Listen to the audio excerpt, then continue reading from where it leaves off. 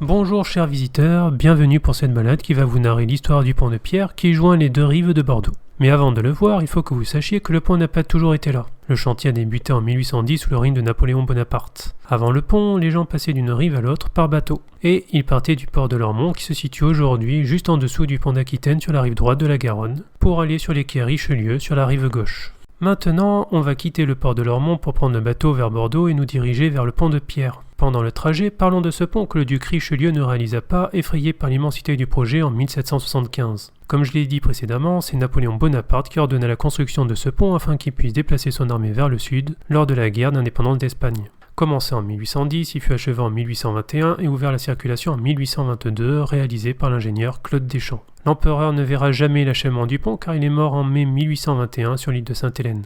Le pont a une longueur de 486 mètres et 68 cm pour une largeur de 14 mètres et 70 cm, composée de 17 arches d'inégale ouverture.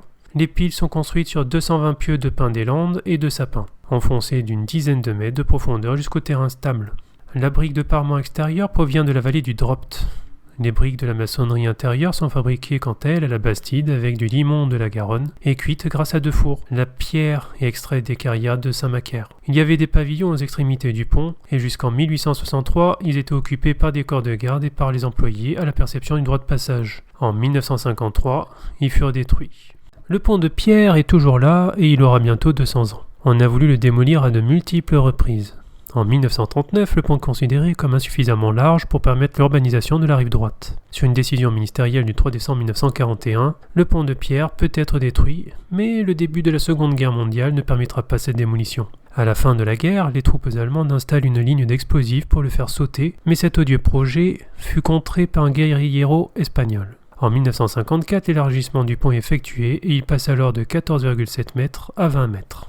Le pont de pierre tiendra-t-il encore longtemps ? Ce pont aura eu bien des péripéties, et il en aura encore d'autres. Le pont a été consolidé à de multiples reprises à cause des marées et du fond qui est instable. Depuis 2017, le pont est interdit à circulation des véhicules pour le soulager. Heureusement, il est ouvert pour les piétons et les vélos. Et une belle promenade pour passer d'une rive à l'autre vous permettra de voir les bateaux accostés au quai, les courants marins et autres curiosités, notamment le générateur d'énergie utilisant les marées, une hydrolienne. Ce pont vous fait transporter dans le passé où vous pouvez imaginer les vieux gréements, les navires avec 3 mâts, les barques transportant les marchandises et cette foule tout autour. Le pont de pierre, bien que récent, permet aux Bordelais de passer d'une rive à l'autre, un trait d'union montrant toute la technicité et l'ingéniosité de l'époque. Et sur cette dernière note, je vais vous souhaiter une bonne promenade, une bonne visite de Bordeaux, et à bientôt pour une nouvelle vidéo.